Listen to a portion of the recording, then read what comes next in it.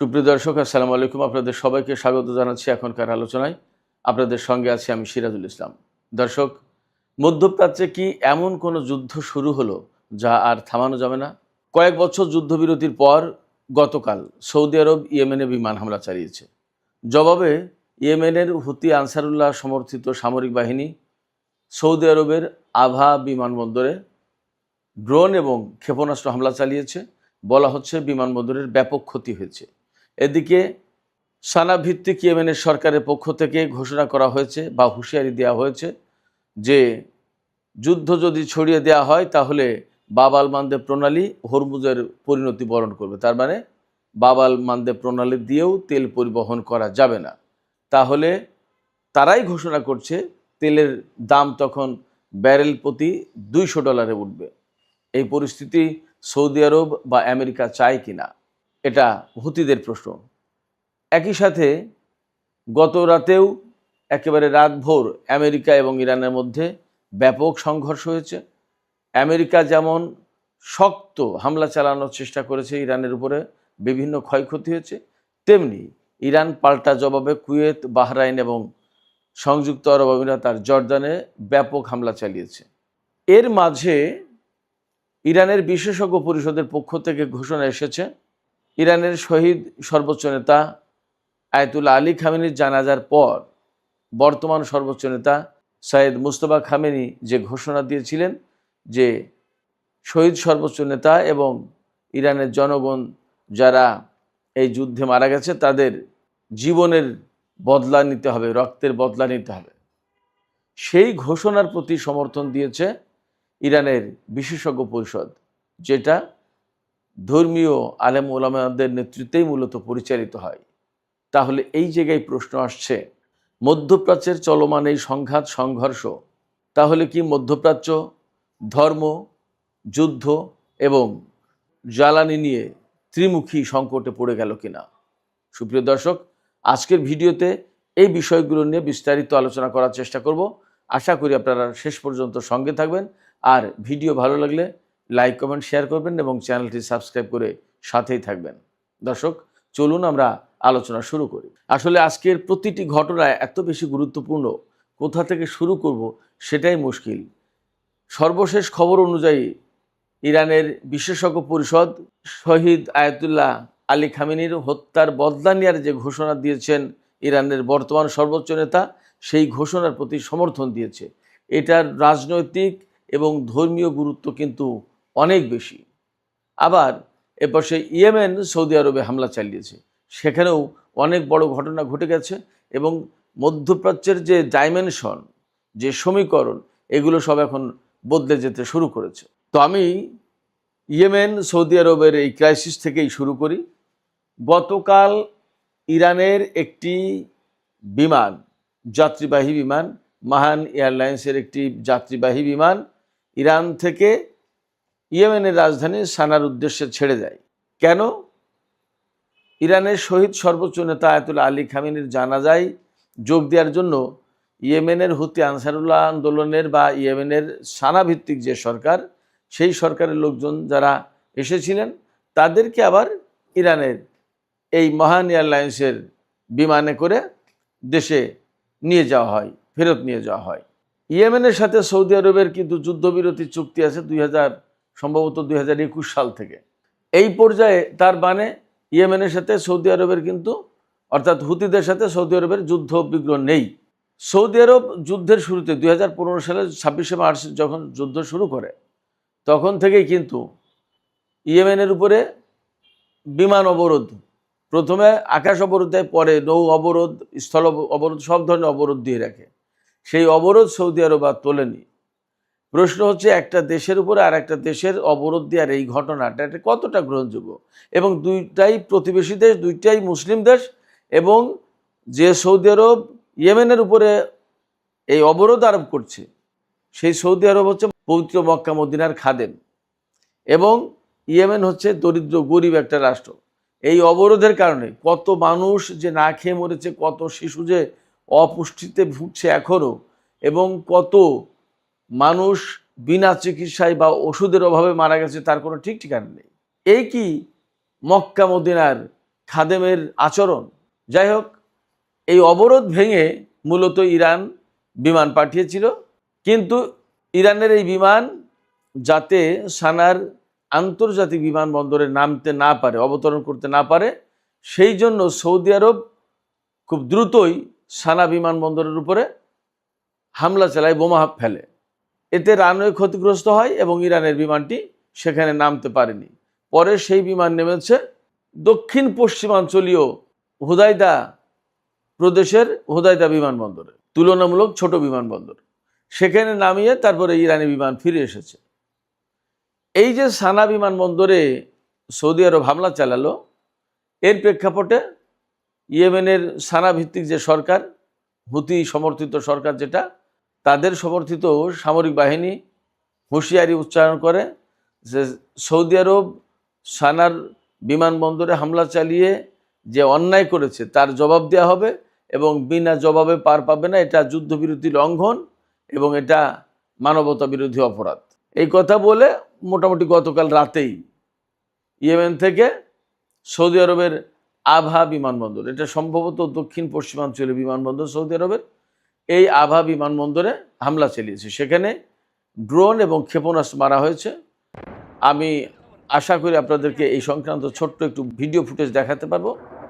ব্যাপকভাবে আগুন ধরে গেছে এবং বড় রকমের ক্ষয়ক্ষতি। কোনো কোনো মিডিয়াতে বলা হচ্ছে যে আভা বিমানবন্দর একেবারে ধ্বংসস্তূপে পরিণত হয়েছে। 6টা ব্যালিস্টিক ক্ষেপণাস্ত্র মেরেছে এবং অনেকগুলো ড্রোন মেরেছে।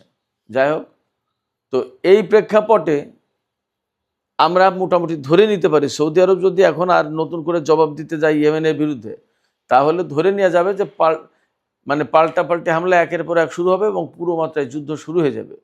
আর যদি সৌদি আরব এখন হামলা না চালায়, তাহলেও কিন্তু ইয়েমেনের পক্ষ থেকে কথা থাকবে যে সৌদি আরব কেনই এই অন্যায় করলো, এর প্রতিকার চাই একটা কিছু। এবং এখন সৌদি আরবের উচিত হবে বা হয়তো চাপে পড়বে ইয়েমেনের উপর থেকে এই অবরোধ প্রত্যাহার করে নেওয়ার। সৌদি আরব তো আর জাতিসংঘ না যে সেই ইচ্ছা মতো একটা দেশের উপরে অবরোধ চাপিয়ে দেবে, আমেরিকা যেভাবে দেয়। পার্থক্যটা কি হলো আমেরিকার সাথে সৌদি আরবের? এই কি মক্কা মদিনার খাদেমদের আচরণ? যাই হোক, এই প্রশ্ন আমার না, শুধু এই প্রশ্ন কিন্তু উঠছে সারা বিশ্ব থেকে, উঠছে বিশেষ করে মুসলিম বিশ্ব থেকে। যখন ইয়েমেনের শিশুদের অপুষ্টিতে ভোগা, শুধু হাড্ডি সার এইরকম শিশুদের যখন মিডিয়াতে দেখা যায়, তখন সৌদি বাদশাদের সম্পর্কে কী ধারণা আসে? গণমাধ্যমে, সামাজিক মাধ্যমে এই কথা লেখা হয় যে তারা কত কত খাদ্য নষ্ট করে ফেলছে, অথচ ইয়েমেনের শিশুরা, ইয়েমেনের মানুষ না খেয়ে মরছে, গাছের ছাল বাকল ঘাস লতাপাতা খেয়েছে যুদ্ধের সময়। এই ইয়েমেনের জনগণ, সৌদি আরবের চাপিয়ে দেওয়া যুদ্ধ। অথচ ইয়েমেনের যে কারণে সংকটটা তৈরি হয়েছিল সেটা ইয়েমেনের সম্পূর্ণ নিজস্ব অভ্যন্তরীণ ব্যাপার। সেই বিষয়টাই সৌদি আরব প্রয়োজনে মধ্যস্থতা করে একটা মীমাংসা করে দিতে পারত। তা না করে সে একটা পক্ষে অবস্থান নিয়ে ইয়েমেনের বিরুদ্ধে যুদ্ধ চাপিয়ে দিয়ে হামলা করে 7-8 বছর ধরে যুদ্ধ চালিয়েছে। খুব অন্যায় কাজ। যাই হোক, ইয়েমেনের এই পরিস্থিতির পর, অর্থাৎ নতুন করে সংঘর্ষ শুরু হওয়ার পর, ইয়েমেনের হুতিদের পক্ষ থেকে একদম পরিষ্কার হুমকি দেওয়া হয়েছে, হুঁশিয়ারি উচ্চারণ করা হয়েছে, সৌদি আরব যদি এখানেই না থামে তাহলে, এবং সৌদি আরব যদি পূর্ণমাত্রায় যুদ্ধ শুরু করে, তাহলে হরমুজ প্রণালীর পরিণতি বরণ করবে বাব আল মানদেব প্রণালী। আপনারা সবাই জানেন যে বাব আল মানদেব প্রণালীর মতোই প্রায় গুরুত্বপূর্ণ একটা প্রণালী হচ্ছে বাব আল মানদেব প্রণালী। আপনারা সবাই জানেন হরমুজ প্রণালীর মতোই একটা গুরুত্বপূর্ণ প্রণালী হচ্ছে বাব আল মানদেব প্রণালী। যে সমস্ত মধ্যপ্রাচ্যের যে সমস্ত তেল হরমুজ প্রণালী পার হয়ে ওমান উপসাগর, আরব সাগর দিয়ে সামনে এগিয়ে এডেন উপসাগর দিয়ে বাব আল মানদেব প্রণালী পার হয়ে লোহিত সাগরে ঢোকে এবং লোহিত সাগর দিয়ে সুয়েজ খাল হয়ে ভূমধ্য সাগর এবং আটলান্টিক, ইউরোপের বিভিন্ন দেশ অথবা আমেরিকার দিকে, এই সমস্ত তেল বাব আল মানদেব প্রণালী পার হয়ে যেতে হবে। আবার পশ্চিমা দেশগুলোতে মধ্যপ্রাচ্য থেকে রপ্তানি করা অন্যান্য দ্রব্য সামগ্রীও যায়, সার, আদার অনেক প্রোডাক্ট যায়, বা বাব আল মানদেব প্রণালী হয়ে পশ্চিমা জগৎ থেকে তো অনেক বাণিজ্য হয়, সেই জাহাজগুলো কোনো কোনোটা হুরমুজ প্রণালী দিয়ে পারস্য উপসাগরে যায়, আর কোনো কোনোটা বাব আল মানদেব প্রণালী পার হয়ে ভারত মহাসাগর দিয়ে ভারতে যায়, ওপাশে শ্রীলঙ্কা, মালদ্বীপ, Indonesia, Philippine, Malaysia, Singapore, Japan, দক্ষিণ কোরিয়া, উত্তর কোরিয়া, চীন, ভিয়েতনাম, হংকং, থাইল্যান্ড, মিয়ানমার, কত জায়গায় যায়। তার মানে বাব আল মানদেব প্রণালী খুবই গুরুত্বপূর্ণ প্রণালী বিশ্ব বাণিজ্যের জন্য। সেই প্রণালী যদি বন্ধ করে দেওয়া হয় তাহলে কিন্তু হুতিরাই বলছে যে তেলের দাম ডলার প্রতি 200 ব্যারেলে উঠবে, তখন কিন্তু পরিস্থিতি খারাপ হবে। কি করবে তখন? এই জায়গায় আমার মনে হয় যে মধ্যপ্রাচ্যের, বিশেষ করে সৌদি আরবের একটা দায়িত্বশীলতার পরিচয় দেওয়া উচিত, যাতে সংকট মারাত্মকভাবে না বেড়ে যায় সেই দিকে নজর রাখা উচিত। এবং সৌদির শাসক যারা, যুবরাজ মোহাম্মদ বিন সালমান থেকে শুরু করে সবাই, তাদের খেয়াল রাখা উচিত। তারা মক্কা মুআজ্জামা, পবিত্র মক্কা মুআজ্জামার খাদেম।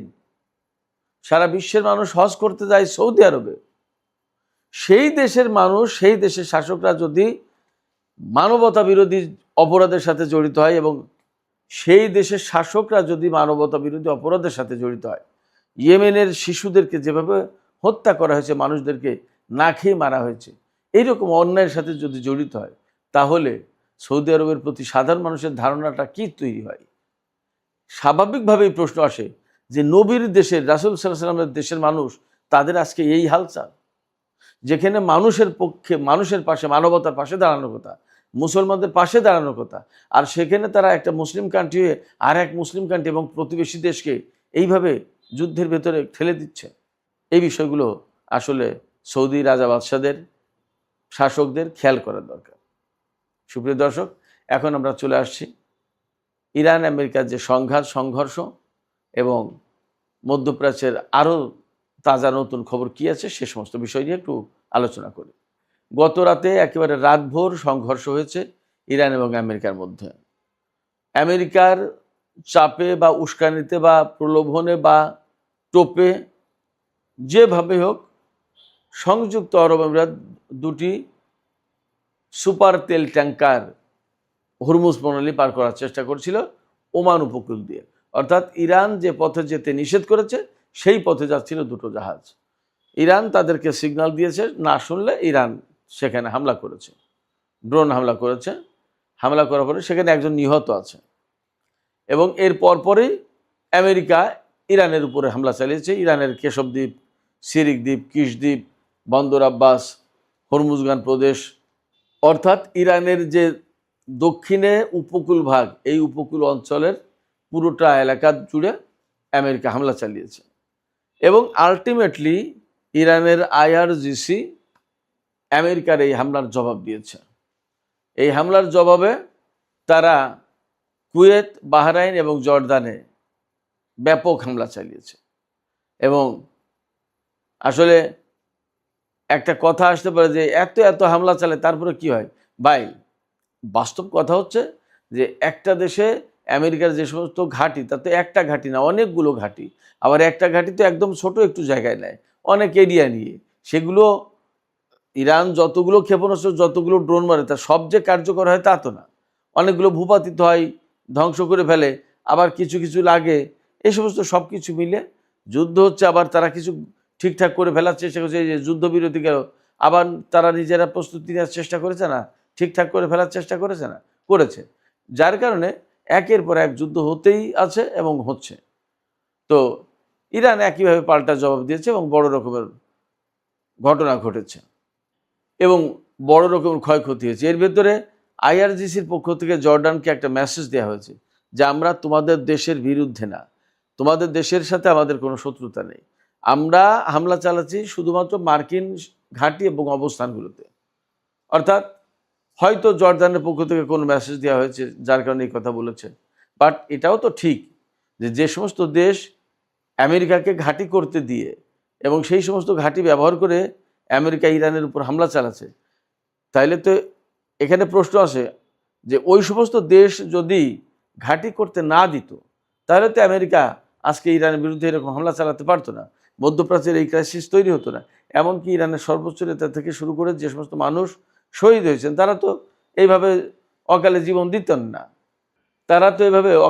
দিতেন না, এই যে জীবন গেল, অর্থাৎ আমেরিকা ইরানের বিরুদ্ধে যুদ্ধ চাপিয়ে দিল বা যুদ্ধ শুরু করলো, এই যে যুদ্ধ শুরু করার সুযোগ পেল বিভিন্ন ঘাঁটি ব্যবহার করে, আরব অঞ্চলের এই সমস্ত দেশের ঘাঁটি ব্যবহার করে, ফলে আসলে কোনো দেশ একদম দায় এড়িয়েও যেতে পারে না, যার কারণে অনেকের আসলে কিছু বলারও নেই, কওয়ারও নেই।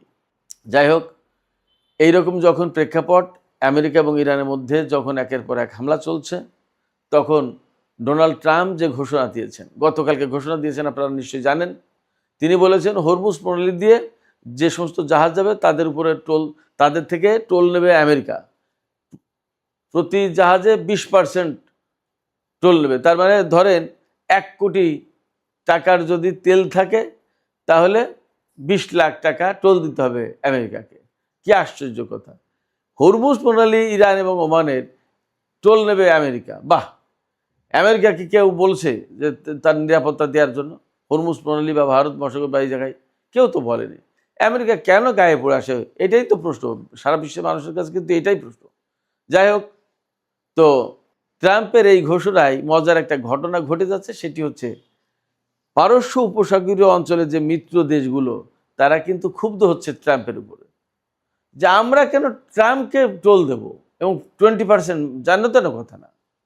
100 টাকার তেল বিক্রি করলে তার 20 টাকা ট্রাম্পকে দিয়ে দিতে হবে, জানো কথা। মানে ব্যাংক সুদের চেয়েও বেশি, অনেক বড় ব্যাপার। এই জায়গায় আরব অঞ্চলের দেশগুলো ক্ষুব্ধ হচ্ছে ডোনাল্ড ট্রাম্পের উপরে। ডোনাল্ড ট্রাম্পের আসলে বোঝা উচিত যে তিনি কখন কি বলছেন এবং সেই কথার মানে কি দাঁড়ায়। যাই হোক, সুপ্রিয় দর্শক, মধ্যপ্রাচ্যে যখন সৌদি আরব ইয়েমেন সংঘাত শুরু হয়েছে, আমেরিকা এবং ইরানের ভেতরে ব্যাপকভাবে যুদ্ধ চলছে, তখন ইরানের বিশেষজ্ঞ পরিষদের পক্ষ থেকে নতুন করে একটা খুবই গুরুত্বপূর্ণ ঘোষণা এসেছে। সেই ঘোষণাটা হচ্ছে যে ইরানের সর্বোচ্চ নেতা শহীদ আয়াতুল্লাহ আলী খামেনির হত্যাকাণ্ডের বা শাহাদাতের বদলা নেওয়ার জন্য, এবং ইরানের যে সমস্ত মানুষ ইসরায়েল এবং আমেরিকার হামলায় নিহত হয়ে তাদের জীবনের মূল্য বা বদলা নেওয়ার জন্য ইরানে বর্তমানে যিনি সর্বোচ্চ নেতা সৈয়দ মুজতবা খামেনি, তিনি ঘোষণা দিয়েছেন আরও 3-4 দিন আগের কথা, 9 তারিখের কথা, 9 তারিখ বা 10 তারিখের কথা, তারপরেই 9 অথবা 10 জুলাইয়ের কথা, তারপরে আজকে, অর্থাৎ আজকে 14ই জুলাই, আজকে ইরানের বিশেষজ্ঞ পরিষদের পক্ষ থেকে সর্বোচ্চ নেতার অর্থাৎ মুজতবা খামেনির যে ঘোষণা, সেই ঘোষণার প্রতি সমর্থন দেওয়া হয়েছে। বিশেষজ্ঞ পরিষদ বলেছে পবিত্র কোরআনের আলোকে এবং রাসূল সাল্লাল্লাহু আলাইহি ওয়াসাল্লাম এবং তার পবিত্র আহলে বায়াতের যে শিক্ষা, সেই শিক্ষা অনুযায়ী এই প্রতিশোধ নেয়ার গুরুত্ব অপরিসীম, এবং এই প্রতিশোধ নেওয়া হবে। অর্থাৎ সর্বোচ্চ নেতা যে ঘোষণা দিয়েছেন তার প্রতি বিশেষজ্ঞ পরিষদ সমর্থন দিয়েছেন। তার মানে দাঁড়াচ্ছে ইরানের পক্ষ থেকে এখন যত শহীদ ব্যক্তি যারা এই যুদ্ধে মারা গেছেন তাদের রক্তের বদলা নেওয়ার জন্য ব্যবস্থা করা হবে, এবং ইরানের সামরিক বাহিনীর জন্য সম্ভবত এটা এখন মাস্ট হয়ে দাঁড়াচ্ছে, অবশ্যই করণীয় কর্তব্য হয়ে দাঁড়াচ্ছে। সেক্ষেত্রে আমরা ধারণা করতে পারি পরিস্থিতি কিন্তু এখন আরও বেশি জটিল হয়ে গেল। তার মানে মধ্যপ্রাচ্যের এই যে বর্তমান পরিস্থিতি, এই পরিস্থিতি ধর্ম, যুদ্ধ এবং জ্বালানি, ভূ রাজনৈতিক আধিপত্য, এগুলোর অনেক কিছুর একটা জটিল সমীকরণ হয়ে গেল। জানি না মধ্যপ্রাচ্য বা বর্তমানে এই সংকট কোথায় গিয়ে শেষ হবে। সুপ্রিয় দর্শক, এখনকার মতো আলোচনা শেষ করব এখানেই।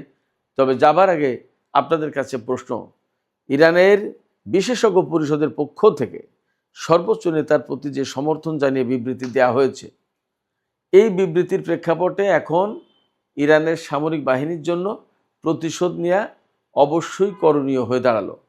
আপনারা কি মনে করেন, ইরান কি এই প্রতিশোধের দিকে যাবে, বা ইরানের সামরিক বাহিনী কি এখন এই প্রতিশোধ নিতে বিশেষভাবে তৎপর হবে কিনা, এবং তাতে পরিস্থিতি আরও জটিল হবে কিনা? আপনাদের মতামত জানিয়ে কমেন্টে লিখুন, আর ভিডিও ভালো লাগলে লাইক কমেন্ট শেয়ার করুন এবং চ্যানেলটি সাবস্ক্রাইব করে সাথেই থাকুন। সুপ্রিয় দর্শক, এখনকার আলোচনা এখানেই শেষ করতে চাইছি। আপনারা সবাই অনেক অনেক ভালো থাকুন। আল্লাহ হাফেজ।